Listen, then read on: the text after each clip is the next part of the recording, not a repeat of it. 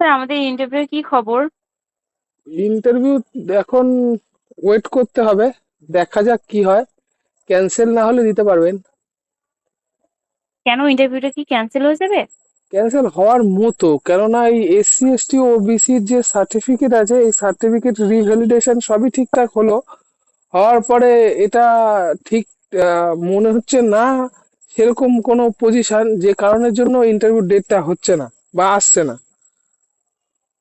তা মানে আপাতত স্যার বলতে চাইছি, যাদের হ্যাঁ ওবিসি বলেন। বাদ গেছে শুধু তাদের জন্য ক্যান্সেল নাকি সবার জন্যই ক্যান্সেল? পুরো টোটাল প্যানেলটাই ক্যান্সেল করছে 14,321-এ, ওরকমই পুরো চিন্তা ভাবনা। প্যানেলটা যদি পুরোটাই চেঞ্জ হয়ে যায়, তাহলে এই 22 সাল থেকে এতগুলো বছর পর্যন্ত যারা পাশ করে বসেছিল, যারা 90 আপ পেয়েছে তাদের। তা কেস করেন আপনারা সুপ্রিম কোর্টে? আমি কেস করে কি করবো? আমার তো 90-এর নিচে।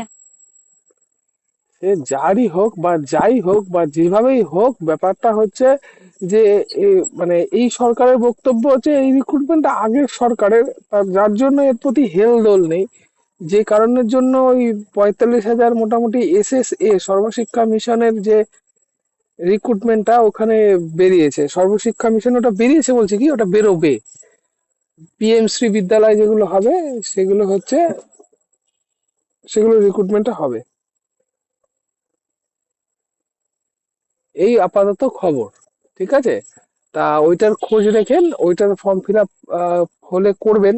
আর এখন তো পঞ্চায়েতে কি ভরেছিলেন ফর্ম? পঞ্চায়েতেরটা তো রেজিস্ট্রেশন শুরু হয়েছে। না, রেজিস্ট্রেশনটা করা হয়নি। তা করে দিয়েন, যখন সরকারি চাকরির প্রিপারেশন নিচ্ছেন তখন আমার মতে তো করাটা বেটার হবে। এরপরে তো আবার অঙ্গনারী আসছে, ICDS। তাহলে জেনারেল হয়ে ফর্ম ফিল আপ করবো? কেন জেনারেল করবেন? আপনার সার্টিফিকেট তো ভ্যালিডেটেড, তাহলে আপনি জেনারেলে কেন ফর্ম ফিল আপ করবেন? বাদ বলছে। বাদ বলছি কি বাদ, মানে যে নোটিশটা পড়েছে সেই নোটিশটা ক্যান্সেল হতে পারে, এরকম আপাতত কার খবর। এবার দেখা যাক, নোটিশ ক্যান্সেল না হওয়ার চেষ্টাই তো আমরা করছি, যাতে রিভ্যালিডেশন করার পরও যারা সুবিধা, যে যে সুবিধা পেয়েছে তারা ঠিকঠাক লোকরা, ঠিকঠাক যোগ্যরা যেন সুবিধা পায় বা যোগ্যরা যেন সুযোগ পায়, সেই জায়গাটাও তো দেখতে হবে না। আমরা তো চেষ্টা করছি যে যাতে এটা হয়, কিন্তু ব্যাপারটা হচ্ছে সরকার ভাতাকে জোর দিল, ভাতাকে জোর দিচ্ছে কিন্তু রিক্রুটমেন্টের কোনো খবর দিচ্ছে না। এটা বুঝতে পারলাম না কেন, কেন ভাতাগুলো সব ডবল ডবল হয়ে গেছে। এবার ব্যাপারটা হচ্ছে কে পেলো না পেলো সেটা পরের ব্যাপার, কিন্তু নিউজে তো সব ডবল ডবলই আসছে, কিন্তু রিক্রুটমেন্টের কোনো খবর, এটা সেরকম কিছু কোনো খবর পাওয়া যাচ্ছে না। কিন্তু স্যার, আমাদের পুরো প্যানেলটা বাদ দেওয়ার মানে কি কারণ থাকতে পারে? শুধু ওবিসি?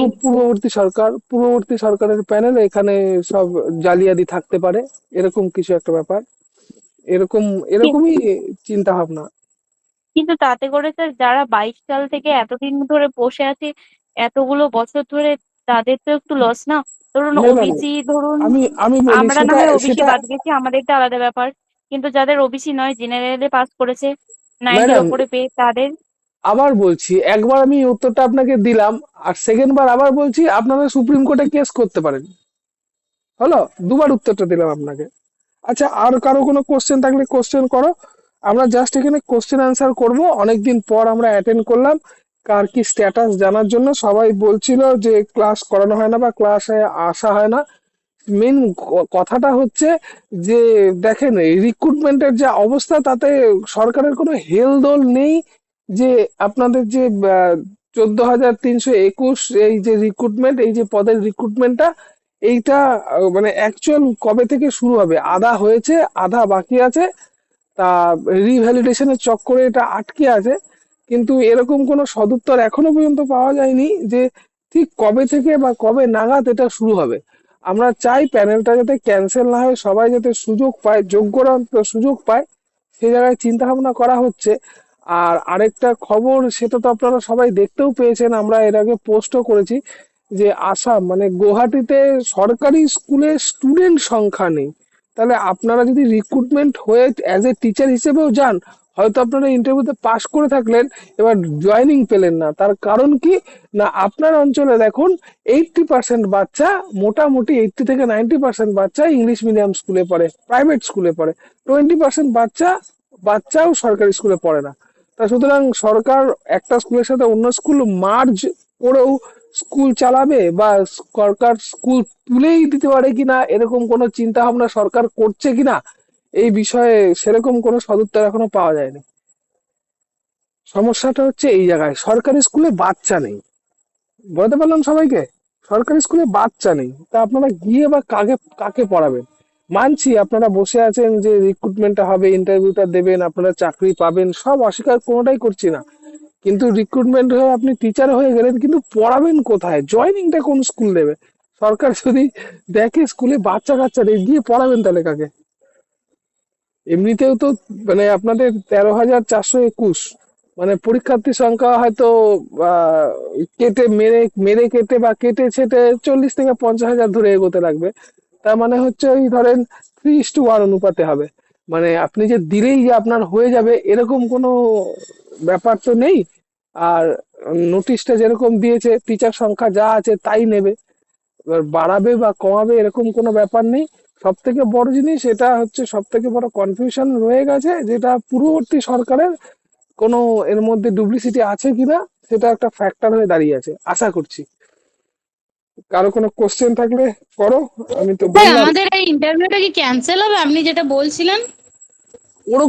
ওরকমই মানে এখনো পর্যন্ত যে সরকারের 2 মাস হয়ে গেল, অন্তত এই 22-এর রিক্রুটমেন্টের সম্পর্কে কোনো বক্তব্য নেই।